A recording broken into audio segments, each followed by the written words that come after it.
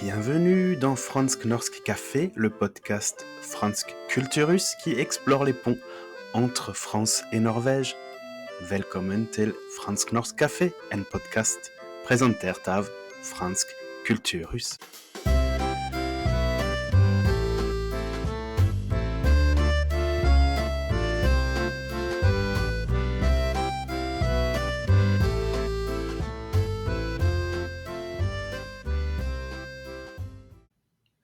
Et bonjour, bienvenue pour un nouvel épisode de Fransk Norsk Café. Her en ny episode av Fransk Norsk Café-podden, og I dag har jeg som gjest Thomas Bassetto, som et kjent navn blant franskmenn I Norge. Han valgt konsulrådgiver for franskmenn I utlandet.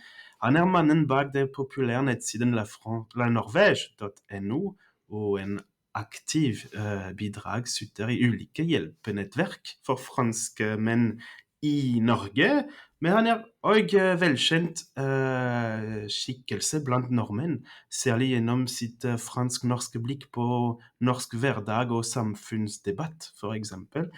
Donc, bonjour Thomas, la présentation en français, on la fera plus tard, mais les Français te connaissent peut-être mieux. Velkommen til podcasten vår, Thomas.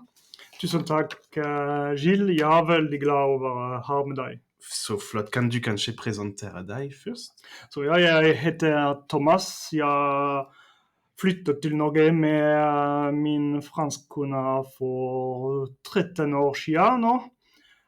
Vi bor I Oslo. Jeg jobber som IT-utvikler hos DNV, Det Norske Veritas. Okay. Og ja, jeg har blitt norsk for eksempel I 2020, så det har vært 5 år. Eller, ja. Gratulerer med det.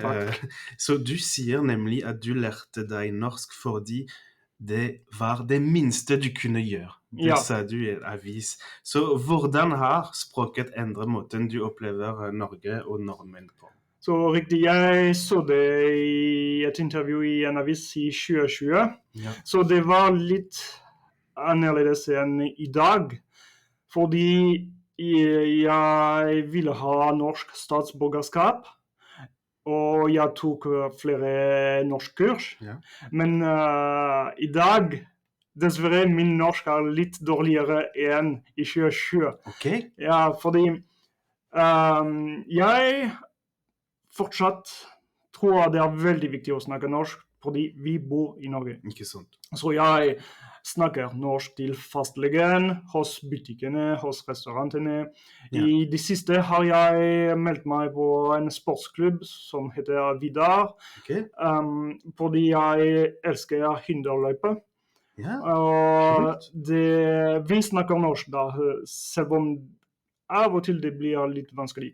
Men selv om jeg jobber I et stort norsk selskap, DNV, arbeidsspråket engelsk. Ikke sant. Hver dag jeg snakker engelsk med Kina, for eksempel, og jeg også teamleader, og bare en person I mitt team norsk. Okay. Så det blir engelsk minst 8 timer hver dag, og kona mi, som jeg sa, fransk, eller hun fransk-norsk som meg.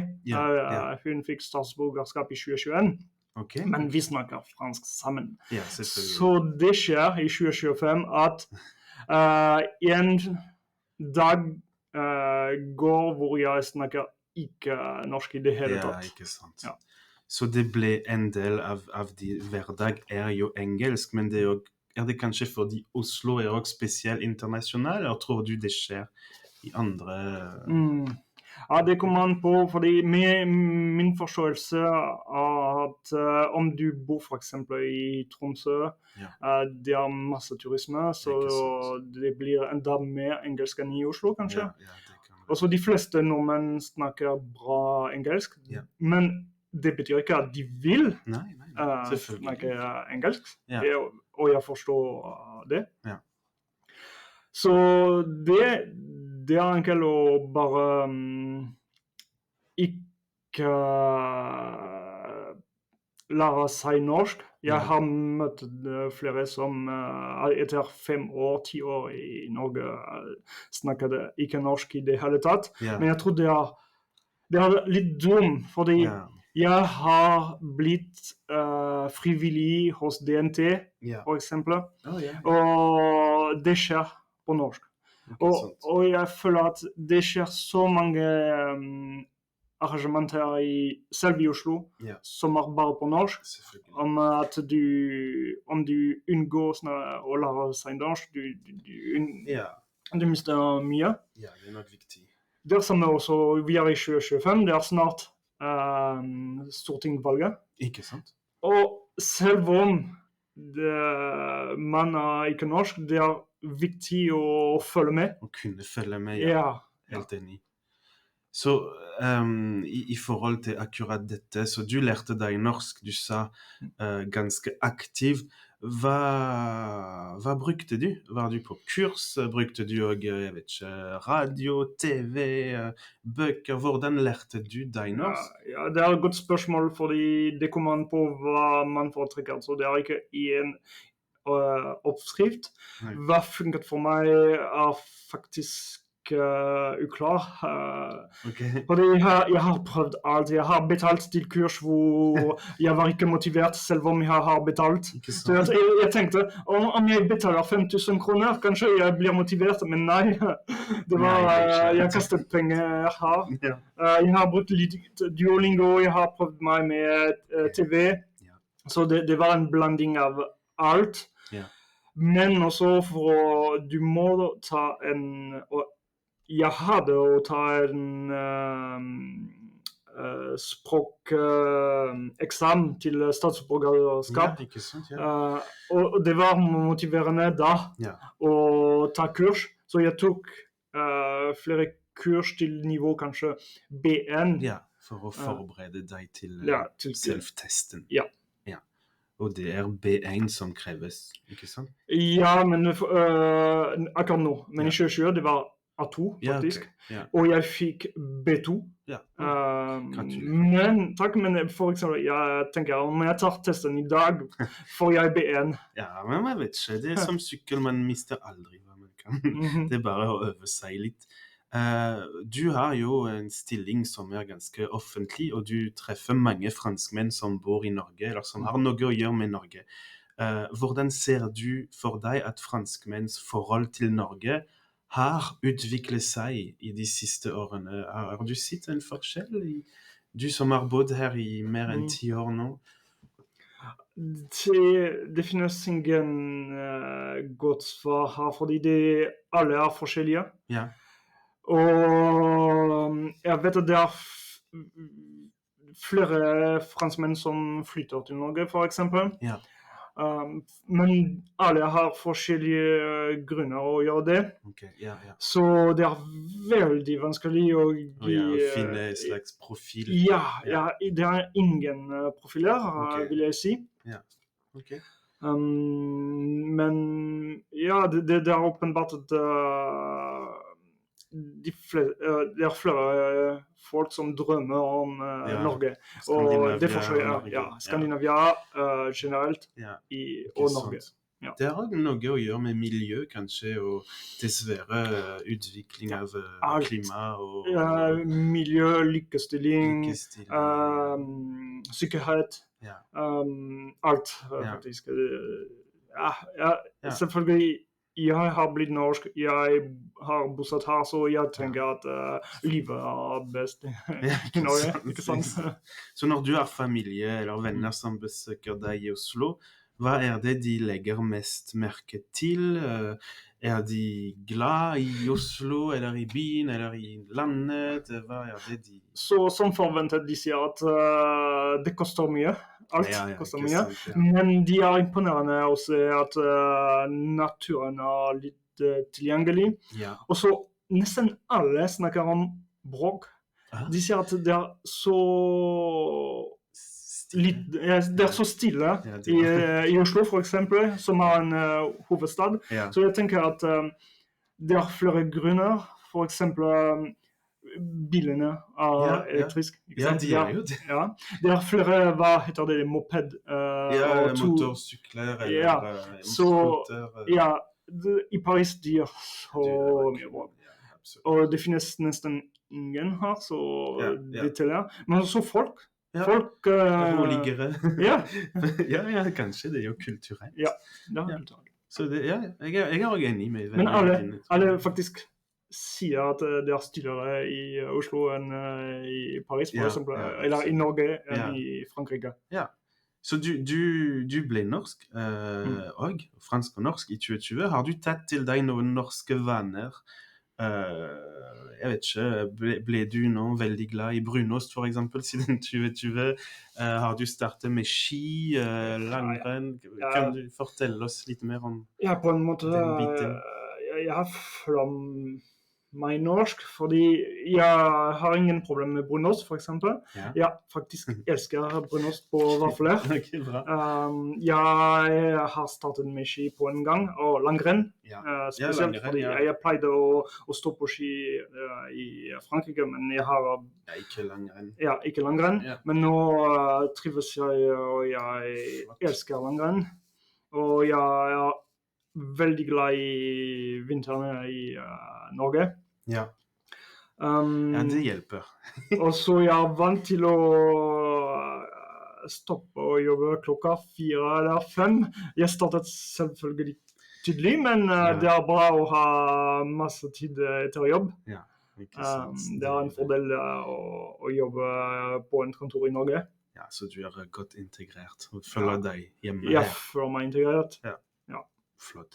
Så du er valgt konsulær rådgiver for franskmenn i Norge. På en måte vi kan si tillitsvalgt. Tillitsvalgt, ja. Så kan du forklare på norsk hva det betyr og hva du gjør? Ja, så det finnes ikke faktisk i andre land, og selv Norge. Så det betyr at franskmenn som bor ikke i Frankrike, de kan velge, de kan stemme. Til minst 2 slags personer. Så i Stortinget i Frankrike. Ja, ikke sant? Men det er ikke meg.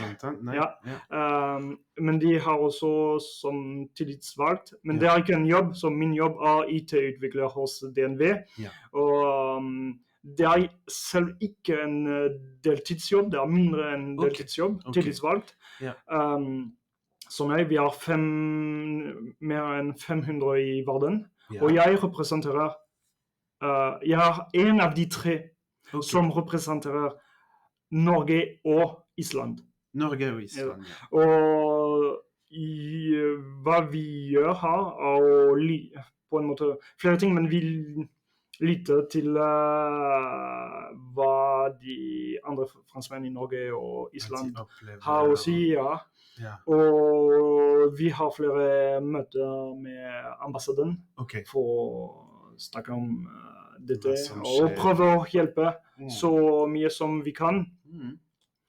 Og jeg kan også stemme til det finnes ikke i Norge, den andre kamerat, det senat. Så det er også en ting. Er det krevende? Det er mye tid hver uke? Eller hvordan? Det kommer an på. Det tar tid for en jobb som ikke er en jobb, faktisk. Og jeg prøver å reise i Norge for å møte folk hvor de bor, og franskmenn hvor de bor. Så jeg har vært, siden jeg ble valgt i Tromsø, Bergen, Stavanger, Porsgrunn, faktisk. Og Trondheim, selvfølgelig. Av og til. For å være tilgjengelig. Ja. Kult. Jeg synes det er ganske kult. Jeg foreslår at vi fortsetter på fransk. Allez. Je crois qu'on va réussir. Allez, c'est parti.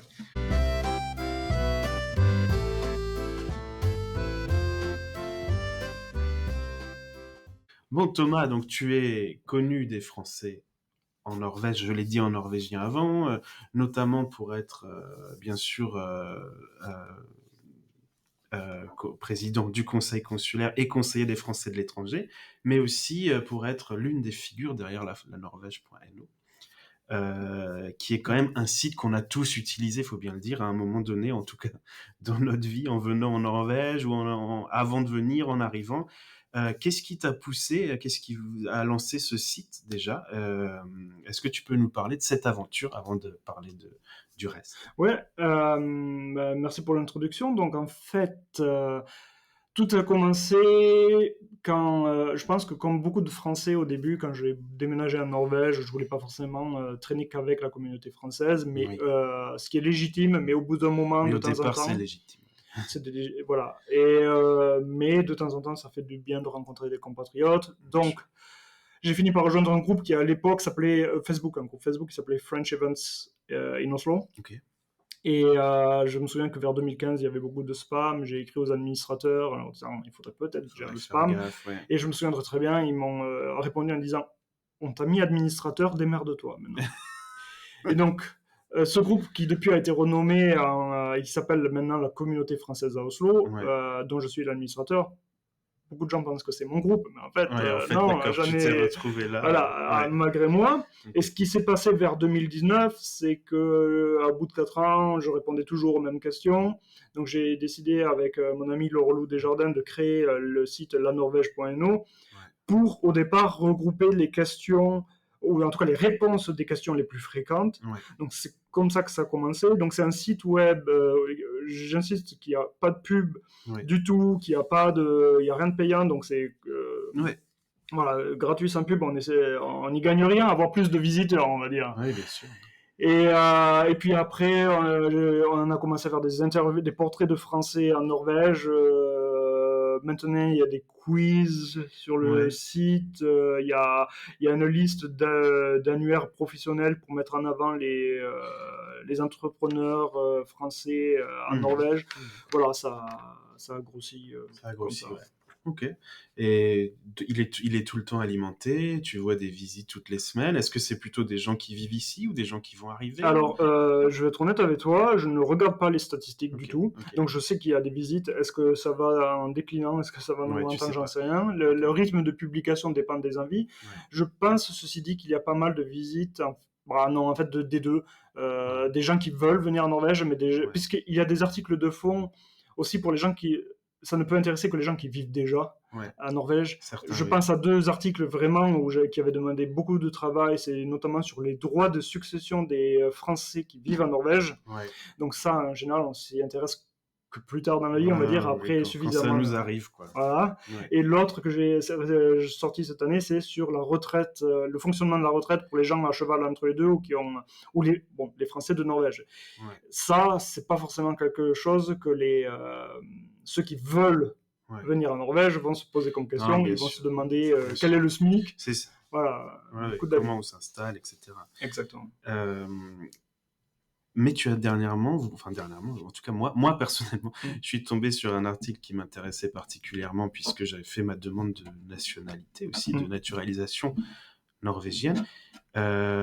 Et du coup, je sais que toi, tu l'as donc depuis 2020, c'est ce qu'on disait dans la partie en norvégien. Tu es donc franco-norvégien maintenant. Est-ce que tu peux un peu parler de ce processus pour ceux qui nous écoutent et peut-être de l'intérêt de prendre la nationalité norvégienne quand on est français? Parce que c'est peut-être pas la première chose à laquelle on pense, puisqu'on se dit, bon, on est français, c'est l'Union européenne, c'est l'espace Schengen, etc. Mais... Oui, je peux en parler parce que pour moi, la décision a été très, très, très simple. C'est-à-dire que donc, la Norvège n'autorisait pas la double nationalité avant 2020. Elle est devenue possible que depuis le 1er janvier 2020. Et moi, j'étais sur les starting blocks, en gros. Tu attendais, quoi. Voilà, pour déposer mon dossier. Enfin, c'est pas tant que je l'attendais, c'est dès qu'il y a eu la possibilité, j'ai postulé pour l'avoir. J'ai envoyé mon dossier. Parce que on ne sait pas de quoi est fait le futur. Et moi, personnellement, je suis clairement installé en Norvège avec ma femme française, donc qui est aussi norvégienne maintenant comme moi. On a notre vie ici. On veut rester en Norvège. Et d'une part, c'est presque la moindre des choses d'avoir cette nationalité norvégienne aussi pour nous couvrir. Je sais que c'est pas romantique, mais je le vois un peu comme une assurance. Bien sûr. Aussi. On ne sait pas de quoi est fait le futur. On ne sait pas si dans 5-10 ans, le prochain gouvernement voudra sortir de l'espace Schengen. Par exemple. On ne sait pas plein de choses. Et pendant le Covid, effectivement, la Norvège avait fermé ses frontières. La Norvège était plus relax à l'intérieur du pays. Par contre, les frontières étaient fermées. Et quand on pouvait sortir du pays et qu'on en re-rentrait, il y avait deux fils. Les Norvégiens, vous savez plus vite, et tous les étrangers, même si ça faisait 15 ans que les gens habitaient en Norvège. Donc, voilà, je trouve que c'est pas un gros effort pratique. Ouais, c'est vrai. À fournir. Ouais. Et donc, il faut passer par un petit test. Un test. Alors, les règles ont changé depuis 2020. Là, je peux le dire vu que je le fais, mais oui, voilà. Donc maintenant, c'est B1. Il faut un B1 oral, le Norsk Prøve, donc le test de norvégien.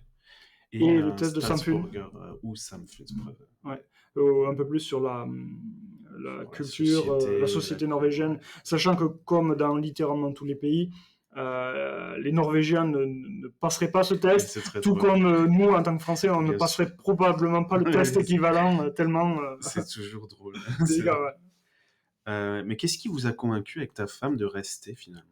C'est une très bonne question, parce qu'en fait, on n'avait pas prévu de rester. On n'avait même pas prévu de venir en Norvège. Ah oui. Okay. C'est juste qu'en voulant partir de Paris, on s'était mis d'accord pour partir de Paris. Ouais. Pourquoi pas partir à l'étranger, et en postulant littéralement un peu partout. Ouais. 2 boîtes norvégiennes nous ont contactés en même temps pour des interviews.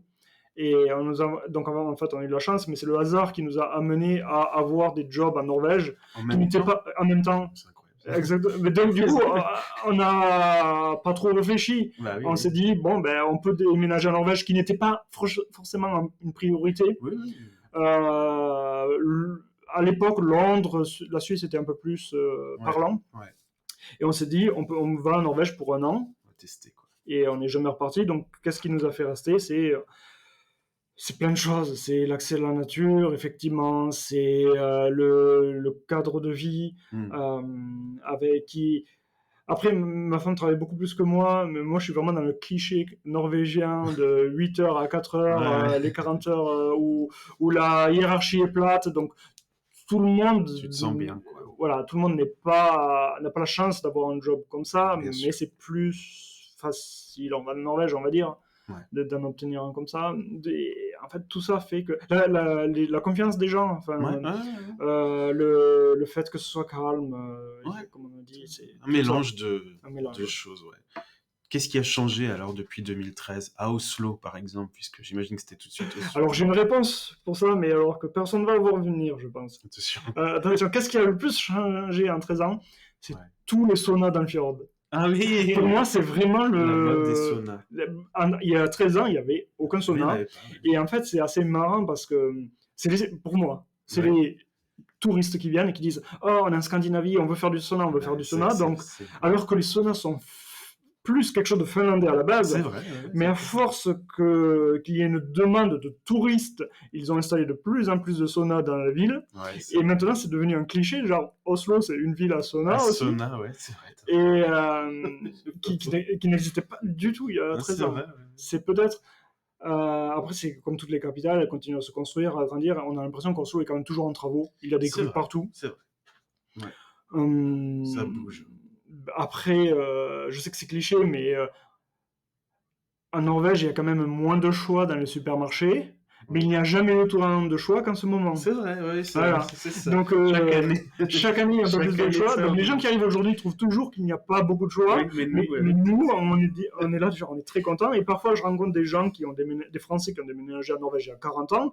Et eux, ils me disent, mais tu sais pas, Thomas, ce que c'est, même quand t'es arrivé. Ouais, exactement. Ouais, c'est ça.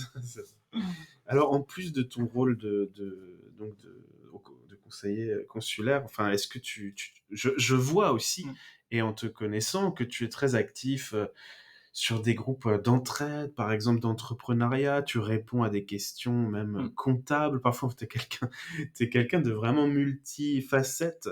Qu'est-ce que ça t'apporte, ça, personnellement, et quel impact sur ta vie, finalement, parce que tout le monde te connaît, mais est-ce que c'est pas un peu trop de travail, ça ? Alors, ça m'apporte des cheveux blancs. Non. En fait, je sais pas, c'est peut-être comment j'ai été éduqué. Enfin, c'est aussi simple que ça. Je viens d'une famille où c'est un peu normal. Donc, d'aider comme ça, d'être disponible. J'ai effectivement cette disponibilité. Ouais. Ça a commencé aussi parce que je répondais à des questions où le site même, c'était un peu répondre écrire des articles aussi qui m'auraient aidé, comme moi, quand j'ai déménagé en Norvège. Te mettre à la place un peu. Voilà, j'aurais aimé trouver, peut-être que j'aurais pas fait Enfin, je me serais pas autant engagé s'il y avait déjà eu, quand je suis arrivé, ce créneau, on va dire, qui était pris. Ensuite, c'est aussi parce que parfois certaines questions, c'est pas des questions auxquelles j'aurais pensé et dont je suis intéressé par aussi connaître la réponse. Et c'est un peu voilà, quand j'ai une réponse, je la publie, je la garde pas pour moi-même. C'est ça, je comprends. C'est ça L'idée de l'idée. partager un peu les connaissances. L'article sur les retraites, il intéresse tout le monde. J'aurais pu me renseigner et le garder pour moi, mais je trouve ça normal de le publier. Ouais, c'est bien. C'est un processus et de trouver ça normal, c'est pas donné à tout le monde. Donc, c'est vraiment, je pense qu'on peut, au nom de beaucoup de Français, on peut te remercier pour cette activité. Toi et Laurelou, avec le site lanorvège.no, qui est vraiment une mine d'infos pour tout le monde. Est-ce que tu as finalement aussi, on parlait avant des cours de l'apprentissage du norvégien, on peut peut-être en dire 2 mots en français aussi. Est-ce que c'est quelque chose qui a été très important pour toi et est-ce que tu l'as bien vécu? Est-ce que tu as bien appris le norvégien dans les années 2010 quand tu es arrivé? Comment ça s'est passé? Est-ce que tu as 2-3 conseils pour ceux qui voudraient se lancer? Alors, j'ai plein de choses à dire là-dessus. C'est comme on a un peu abordé ça, les manières d'apprendre vont varier de personne à personne. Donc, il n'y a pas de conseil. C'est à vous de tester. Est-ce que vous préférez des vidéos, des cours, etc. Moi, ça a été vraiment un mélange de tout. J'ai eu du mal à trouver. Je ne pense pas avoir trouvé une manière d'apprendre. Ouais. Je trouve que c'est important parce que clairement, passer un certain palier, on se rend compte qu'il y a beaucoup d'événements auxquels on n'avait pas accès, ou beaucoup d'actualités qui sont pertinentes, y compris pour les étrangers en Norvège, auxquels on n'avait pas accès. Donc, vraiment, ça ouvre énormément d'opportunités, et aussi au niveau du travail, en fait. Pas juste au niveau... C'est-à-dire que même quand on travaille qu'en anglais, comme moi, ça ne veut pas dire qu'il ne faut pas apprendre le norvégien. Donc, pour toutes ces raisons, je pense que ça vaut le coup et c'est quelque chose que je recommande. D'accord. Non, mais... il y a des acteurs différents qui offrent des cours. C'est vrai qu'il y a des podcasts, il y a des...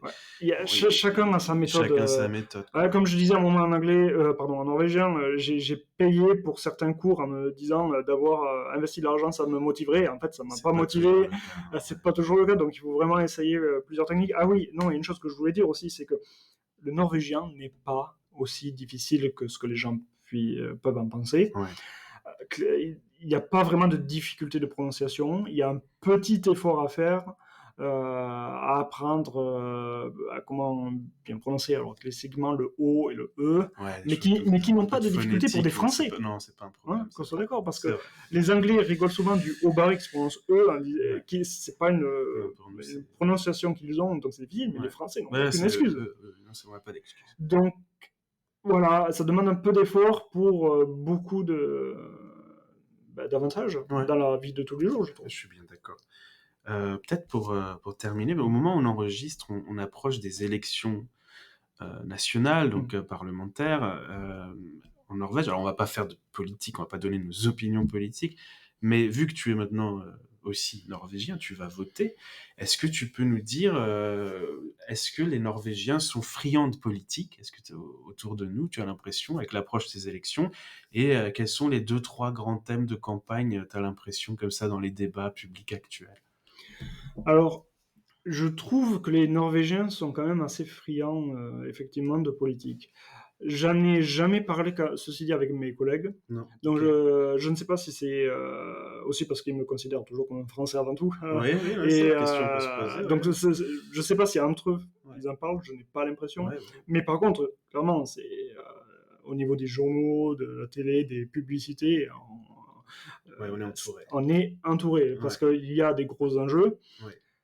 On ne sait vraiment pas. Donc, à l'issue de ces votes pour le Parlement, un nouveau ou pas gouvernement sera mis en place. Et la grande question, c'est de savoir qui. Est-ce que ça va être une coalition de gauche, une coalition de droite? Les enjeux sont à la fois énormes, mais à la fois, si tu regardes, le fait qu'il y ait ces coalitions avec des partis qui ne s'entendent pas sur tout fait que, pour le meilleur ou pour le pire, cela dilue un peu les choix. En fait, si tu veux, il y a entre partis, ils sont quand même différents. Mais une fois qu'il y a la coalition, il y a une certaine homogénéité. Ils ont tendance à se neutraliser. Exact, mais ils n'ont pas le choix, puisque c'est le principe même des coalitions entre des partis qui ne sont pas d'accord sur tout. Donc vont revenir les mêmes questions que d'habitude. Les taxes, l'immigration. Pas trop l'Union européenne, il y a toujours de temps en temps, c'est amené sur le sujet, sur le débat. Mais j'ai l'impression que pour l'instant, personne ne veut prendre le risque. C'est vrai. L'utilisation du fonds souverain. Bon, c'est les sujets qui reviennent. Qui reviennent finalement tous les 4 ans, 4-5 ans. Bon, bah écoute, merci pour ce regard, Thomas. Avec plaisir. C'était un grand plaisir de t'avoir dans le podcast. Idem. Et on te souhaite, comme d'habitude, le meilleur. De toute façon, on se reverra. Merci beaucoup. Et pour tous ceux qui nous écoutent, eh bien écoutez, à bientôt pour un prochain épisode. Merci à tous. Ha det bra.